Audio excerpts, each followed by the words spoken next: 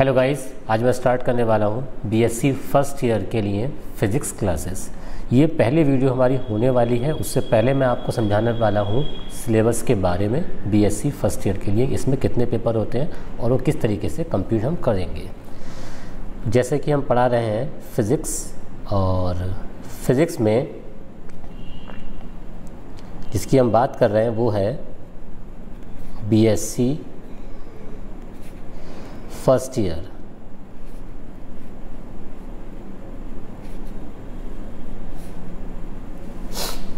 तो BSc first year में सबसे पहले हम बताएंगे कि पेपर्स जो होते हैं वो कैसे कितने होते हैं।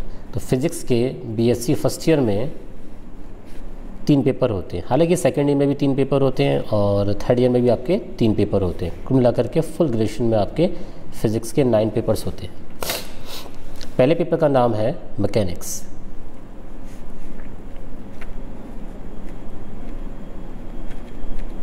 इसको हिंदी में कहते हैं यांत्रिकी। सेकंड पेपर का नाम है थर्मोडायनेमिक्स।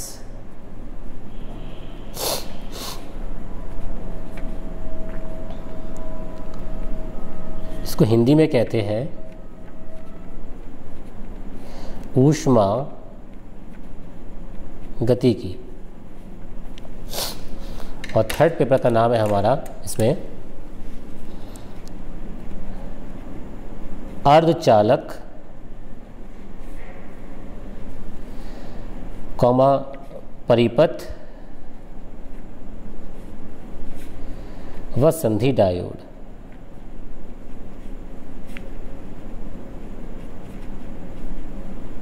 इसको इंग्लिश में हम कह सकते हैं सेमीकंडक्टर सर्किट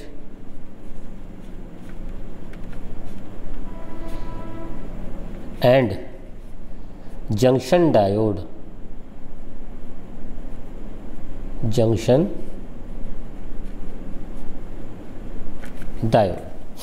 तो गाइज, हम मैकेनिक्स में क्या चीज़ पढ़ने वाले हैं? तो मैकेनिक्स में हम एनालाइज करने वाले हैं न्यूटोनियन फिजिक्स का, क्लासिकल मैकेनिक्स का, जिसको हम कहते हैं चिरसम्मत यांत्रिकी। और चिरसम्मत यांत्रिकी के अंदर न्यूटन्स लॉ को बहुत ज़्यादा महत्वपूर्ण योगदान बताया गया है। इसके बारे में द प्रिंसिपिया ऑफ बुक भी लिखी गई है न्यूटन के बारे में। और इसमें मैकेनिक्स में जितने भी हमारे जैसे कि इलास्टिसिटी होती है, इसके अलावा हम देख सकते हैं पॉइजन अनुपात होता है, पॉइजन रेशियो होता है। इसके अलावा सिग्मा के ईटा का रिलेशन होता है। किसी भी तार के अंदर साउंड की स्पीड क्या होती है, और वाटर के अंदर साउंड की स्पीड क्या होती है, एयर के अंदर साउंड की स्पीड क्या होती है, वेव, और इसके अलावा मीडियम में कौन कौन सी किस टाइप की वेव्स होती हैं, उनके बारे में जो एनालाइज किया जाएगा वो मैकेनिक्स के अंदर किया जाएगा। अब इसके अलावा सेकंड पेपर थर्मोडायनामिक्स में बताया गया है हीट से रिलेटेड क्वेरी के बारे में, कि जितने भी ये हीट के ट्रांसफॉर्मेशन होते हैं, चाहे वो अर्थ पर हो या अर्थ के बाहर हो, वो सारे के सारे किस तरीके से होते हैं, किस तरीके से पूरे यूनिवर्स का टेम्परेचर मेंटेन किया जाता है, किस तरीके से हमारे जो ये सन है या हमारा जो अर्थ है, अर्थ में जो बहुत सी लेयर्स हैं उनमें किस तरीके से किस टाइप से ऊष्मा पाई जाती है, उसका एनालाइज पूरा का पूरा इस थर्मोडायनामिक्स के सेकेंड पेपर में किया जाएगा। मैं लिख देता हूँ, ये फर्स्ट पेपर है आपका, ये सेकेंड पेपर है, और ये वाला आपका थर्ड पेपर है। अर्धचालक परिपथ व संधि diode, semiconductor circuit and junction diode. It means that आजकल जो हम मोबाइल फ़ोन्स यूज़ करते हैं, या हम कह सकते हैं कि ये जो मोबाइल, जिस मोबाइल से मैं ये वीडियो बना रहा हूँ, इस मोबाइल के अंदर भी सेमीकंडक्टर्स डिवाइस का यूज़ किया गया है। आईसी के रूप में हम कह सकते हैं, या फिर किसी भी एक प्रकार के जंक्शन डायोड के रूप में नहीं। जंक्शन डायोड जो यूज़ किए जाते हैं वो काफ़ी बड़े होते हैं, लेकिन मोबाइल के अंदर बहुत छोटी छोटी आईसीओ का यूज़ किया जाता है। कंप्यूटर्स हैं, बल्ब है, एलईडी है, सीएफएल है, इन सब चीज़ों में किस तरीके से हम संधि डायोड का यूज़ कर सकते हैं, सर्किट तैयार करते हैं, परिपथ तैयार करते हैं, किस तरीके से उनका यूज़ किया जाएगा, ये इस थर्ड पेपर में एक्सप्लेन आपको किया जाएगा। तो अब हम स्टार्ट करने वाले हैं यहाँ पर अपना फर्स्ट पेपर, और फर्स्ट पेपर का नाम है हमारा मैकेनिक्स।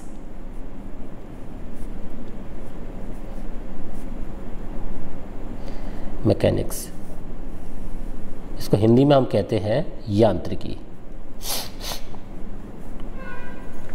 इसमें हम फर्स्ट पेपर यूज़ करने वाले हैं। आज फर्स्ट पेपर हमारा कौन सा होने वाला है? तो आज का हमारा जो फर्स्ट पेपर इसके अंदर होने वाला है वो बहुत ही सिंपल है। उसको हम कह सकते हैं Newtonian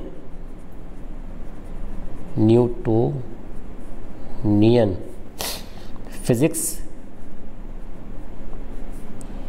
and conservation law, conservation laws, इसको हिंदी में कह सकते हैं न्यूटनीय भौतिकी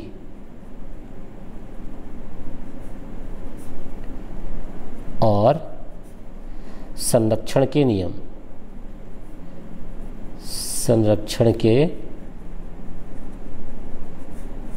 नियम। ओके गाइज, ये हमारा चैप्टर हो गया। इस चैप्टर को हम स्टार्ट करने वाले हैं। तो ये हमारा चैप्टर है, chapter number 1। Okay guys, chapter number 1 में सबसे पहले हम बात करेंगे इंट्रोडक्शन की, कि इस चैप्टर में हम क्या क्या डिस्कस करने वाले हैं। सो गाइज, इस चैप्टर के अंदर हम डिस्कस क्या क्या करने वाले हैं, उसके लिए सबसे पहले हमें पता होना चाहिए इंट्रोडक्शन के बारे में। एक्चुअल में इंट्रोडक्शन कोई हेडिंग नहीं है, ये सिर्फ ब्रीफ डिस्क्रिप्शन ऑफ लेसन होता है, इंट्रोडक्शन। तो फिलहाल इंट्रोडक्शन की अगर हम बात करें कि इंट्रोडक्शन है क्या, क्या क्या चीज़ें इसके अंदर आनी चाहिए, क्या क्या चीज़ हम बताएंगे इसके अंदर। सो गाइज, सबसे पहली बात, इन 1900 यानी सन 1900 में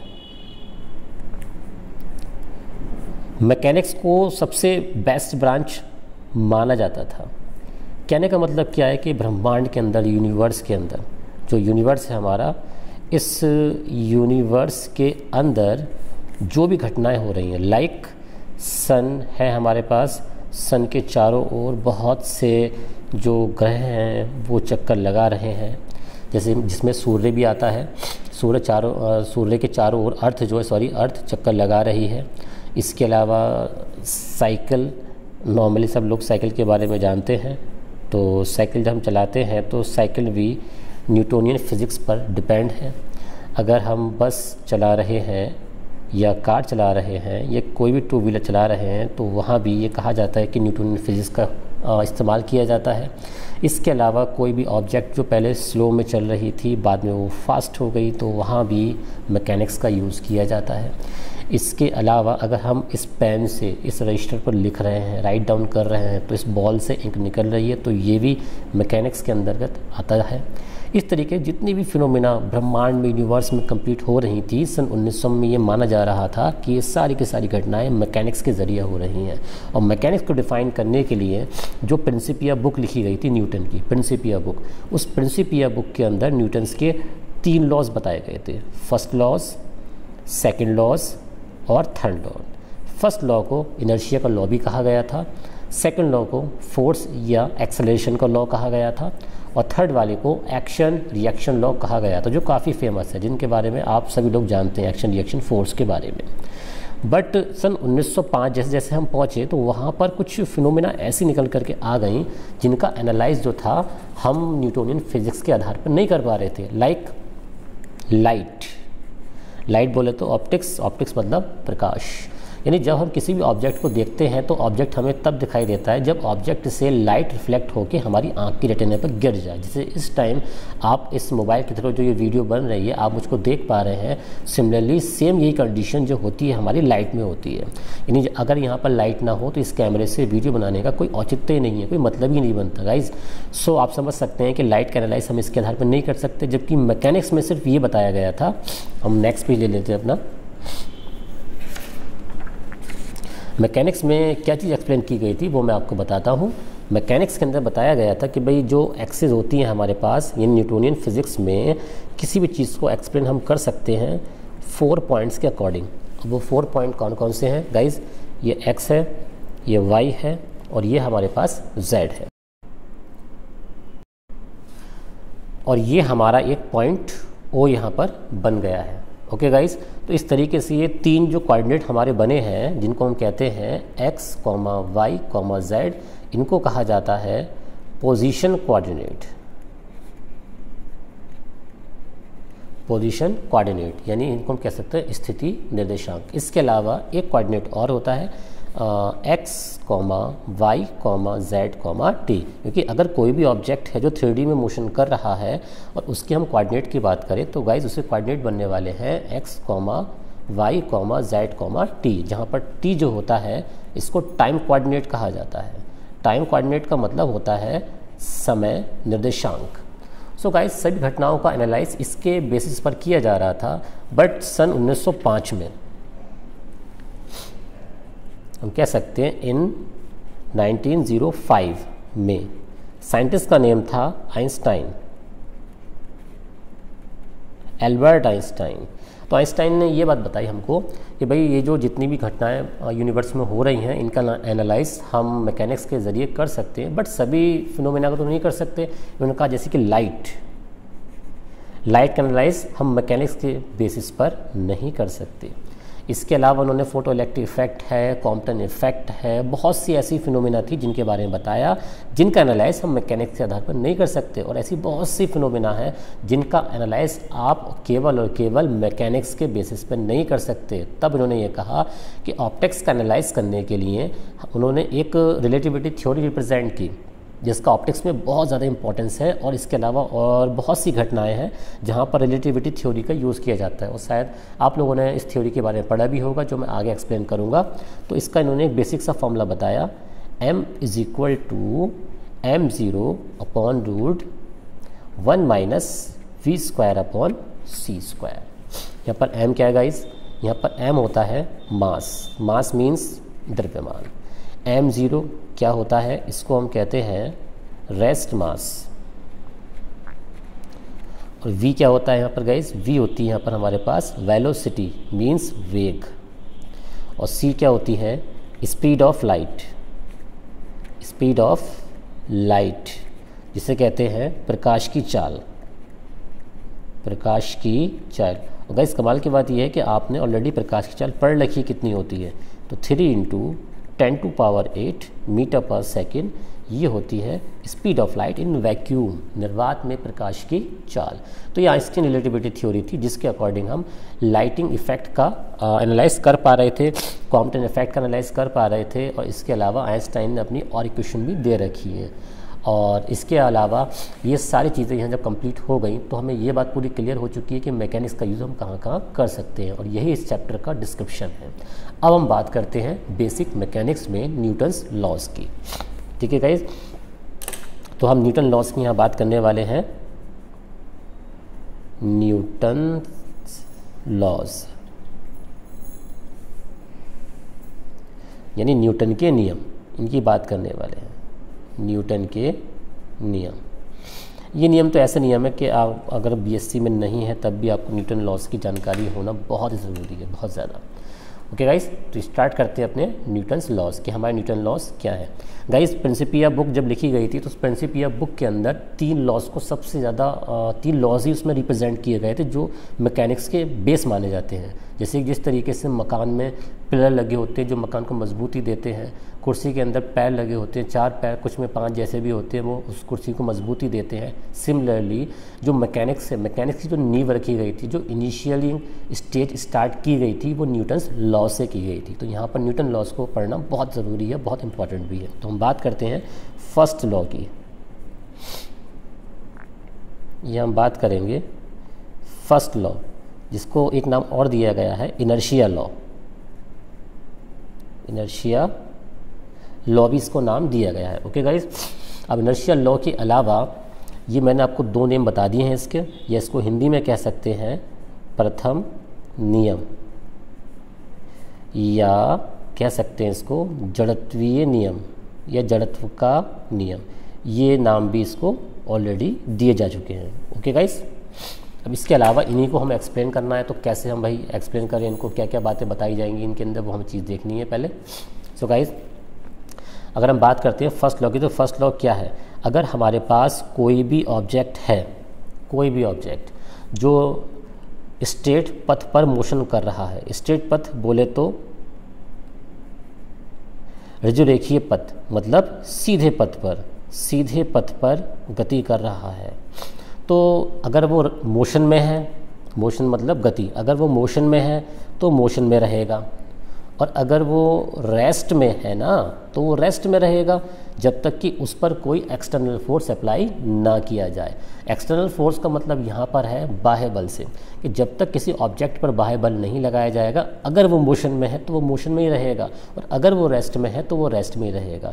ये है हमारा न्यूटन्स फर्स्ट लॉ या इनर्शिया लॉ, जिसको हम कहते हैं जड़त्व का नियम। एग्जाम्पल क्या हो सकते हैं गाइस, सब लोगों के घर में कंबल तो होता ही है और कंबल में बहुत सारी धूल अक्सर हो जाया करती है। तो जब हम कंबल को डंडे से पीटते हैं उसको, तो उसके ऊपर थोड़ा प्रहार करते हैं, थोड़ा बीट करते हैं उसको, तो जो डस्ट पार्टिकल्स होते हैं वो कंबल से अलग हो जाते हैं। ऐसा क्यों होता है? देखो गाइस, जब हम डंडे से कंबल को पीटेंगे तो कंबल तो मोशन में आ जाएगा, लेकिन डस्ट के पार्टिकल रेस्ट स्टेज में बने रहते हैं और कंबल से अलग हो जाते हैं। है ना, कितना अच्छा एग्जाम्पल।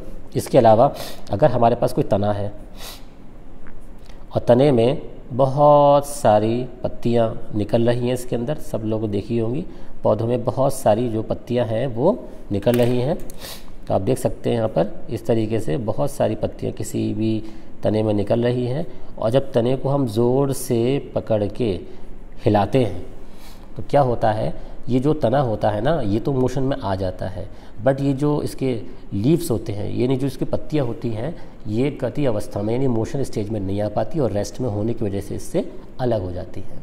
तो ये दो चीज़ें इसके अंदर होती हैं। ये तना जो था ना ये मोशन में आ गया, तो इसको हम कह सकते हैं मोशन के इनर्शिया का नियम या गति के जड़त्व का नियम। और पत्ते विराम में रहे तो पत्तों में क्या आएगा, विराम का जड़त्व का नियम। जो गाइस जहाँ पर विराम होता है वहाँ पर विराम का जड़त्व का नियम होता है, और जहाँ मोशन होती है वह मोशन का जड़त्व का नियम होता है। इसके अलावा इसके और भी एग्जाम्पल है, लाइक अगर कोई बस है बनी हुई हम लोगों के पास, और बस के सबको पता है कितने पहिए लगे होते हैं, कोई ज़रूरत नहीं बताने की। इसके अंदर खिड़की विंडो लगी हुई है, तो बस में बहुत सी विंडो लगी हुई है और यहाँ पर जो है यात्री इसके अंदर बैठे हुए हैं, आप देख सकते हैं।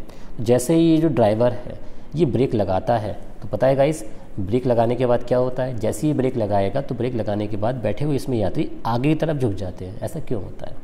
देखो गाइस, जब ये बस मोशन में थी तो साथ में जो इसका पैसेंजर था, पैसेंजर बोले तो इसका जो यात्री था, इसकी पूरी की पूरी बॉडी मोशन में थी। तो जैसे ही ड्राइवर ने ब्रेक लगाया तो इस यात्री के बॉडी का जो नीचे का पार्ट है, बोले तो पैर वगैरह है, तो वो मोशन में ही रहते हैं, बट जो अपर बॉडी है वो इतनी जल्दी रेस्ट में नहीं आ पाती और जिस वजह से वो आगे की ओर झुक जाती है। अगर हम इसका उल्टा एग्जांपल लें कि अगर हमारे पास कोई बस है और बस रेस्ट में है और कोई भी इसमें जो बैठा हुआ है या खड़ा हुआ है, चलो खड़े हुए ले लेते हैं, कोई पर्सन कोई यात्री खड़ा हुआ है, तो जैसे ये कार को आगे बढ़ाएगा या बस को आगे बढ़ाएगा ना, तो पता है इस क्या होगा, इसे यात्री को पीछे की तरफ झटका लगेगा। ऐसा क्यों? क्योंकि जब यात्री खड़ा हुआ था बस के अंदर तो यात्री की फुल बॉडी रेस्ट में थी, लेकिन आपने ध्यान नहीं दिया, जैसे ही यात्री की बस आगे बढ़ी तो नीचे की बॉडी मोशन में आ गई, बट अपर बॉडी मोशन में नहीं आई और यात्री पीछे की तरफ गिर गया।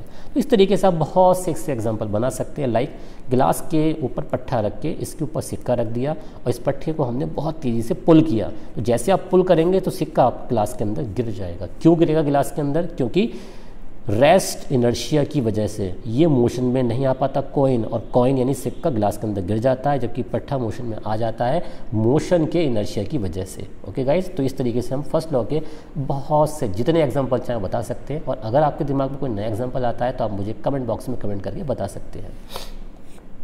अब यहाँ बात करेंगे हम सेकेंड लॉ की, कि सेकेंड लॉ क्या होता है, जिसको हम कह सकते हैं फोर्स लॉ भी कहते हैं। फोर्स लॉ तो गाइस बहुत सिंपल है, किसी भी ऑब्जेक्ट यानी किसी भी पदार्थ के मास और एक्सेलरेशन यानी त्वरण का जो गुणनफल होता है वो बाह्य बल के बराबर होता है। यह हम कह सकते हैं कि F = ma। कितना सिंपल है यहाँ पर, और इसको एक तरीके से और डिफाइन किया जा सकता है, F = dp/dt। गाइस सभी लोग जानते हैं कि प्रत्येक पदार्थ जो होता है वो कणों से मिलकर बना होता है, और किसी भी कण के जो रेखीय संवेग होगा, यानी जो पदार्थ है उस पदार्थ में छोटे छोटे कण हैं उनके अलग अलग जो रेखीय संवेग होते हैं उनके परिवर्तन की जो दर होती है वो किसके इक्वल होती है, वो बाह्य बल के इक्वल होती है, यानी F = dp/dt। बट आप लोगों को यकीन नहीं आ रहा होगा कि भाई ये फॉर्मूला तो बिल्कुल अलग है और ये फॉर्मूला बिल्कुल अलग है, लेकिन कैसे, चलिए चेक कर लेते हैं। F = P की वैल्यू लगाते हैं यहाँ पर हम, P की वैल्यू हो जाएगी हमारे पास mv। अब इसको सॉल्व करते हैं, F हो गया भाई हमारे पास तो m को हमने आउट कर लिया, dv/dt। यहाँ पर ये जो dv/dt है ये ताक्षणिक त्वरण यानी इंस्टेंटेनियस एक्सेलरेशन का फॉर्मूला होता है त्वरण का। Then f = ma। तो गाइज आपने देखा कि हमने f = dp/dt से f = ma क्रिएट कर दिया। अगर आप चाहो तो f = ma से f = dp/dt भी क्रिएट कर सकते हो। अब बात आती है कि इसका एग्जांपल क्या होगा। बहुत सिंपल सा है गाइज, हमारे पास कोई कार है जो चल रही है और जैसे जैसे इसके हम एक्सेलरेशन को इंक्रीज़ करते हैं वैसे वैसे इस पर ब्रेक लगाने पर लगने वाला फोर्स भी इंक्रीज़ होता रहता है। तो इस तरीके से हम इस सेकेंड लॉ को भी एक्सप्लेन कर सकते हैं। ओके गाइज, तो अब हम बात करेंगे यहाँ पर थर्ड लॉ की। थर्ड लॉ में क्या क्या कंडीशन हमारी बन सकती है। थर्ड लॉ की अगर हम बात करें तो थर्ड लॉ को एक नाम दिया गया है गाइस। पहले मैं लिख के दिखाता हूँ आपको यहाँ पर कि थर्ड लॉ को नाम क्या दिया गया है। तो थर्ड लॉ को वैसे जनरल लैंग्वेज में हम थर्ड लॉ या तृतीय नियम कहते हैं। और इसका एक नेम और है जो आप सब लोगों को आई थिंक पता होगा, action reaction force, action reaction law, ये एक्शन रिएक्शन फोर्स, ये भी इसको कहा जाता है। ओके गाइस, एक्चुअल में होता क्या है, जैसे कि प्रत्येक क्रिया के बराबर परंतु विपरीत दिशा में प्रतिक्रिया बल कार्य करता है। Every action have a reaction in opposite direction but equal, ऐसा कहा गया है।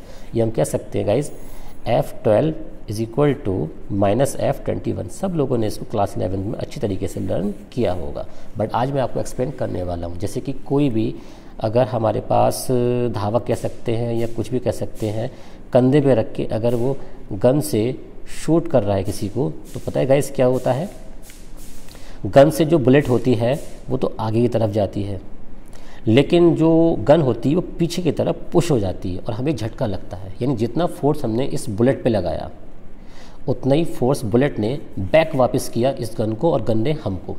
इसके अलावा अगर कोई नाव है, ओके गाइस, कोई भी अगर नाव है जो इस तरीके से वाटर के बिल्कुल किनारे पे खड़ी हुई है और इसमें कोई भी पर्सन बैठा हुआ है, तो आप देख सकते हैं इसमें कोई पर्सन एक्चुअली मैंने खड़ा कर दिया है, तो इसको यहाँ पर किनारे पे आना है। तो जब ये इस नाव से यहाँ से जंप करेगा, जंप जैसे यहाँ से ये जंप करेगा तो गाइस जंप करने पर इसे अपने पैर से फोर्स लगाना पड़ेगा इस नाव पर। तो ये नाव क्या होगी, पीछे की तरफ पुश हो जाएगी और ये पर्सन आगे की तरफ आ जाएगा। It's called Newton's third law.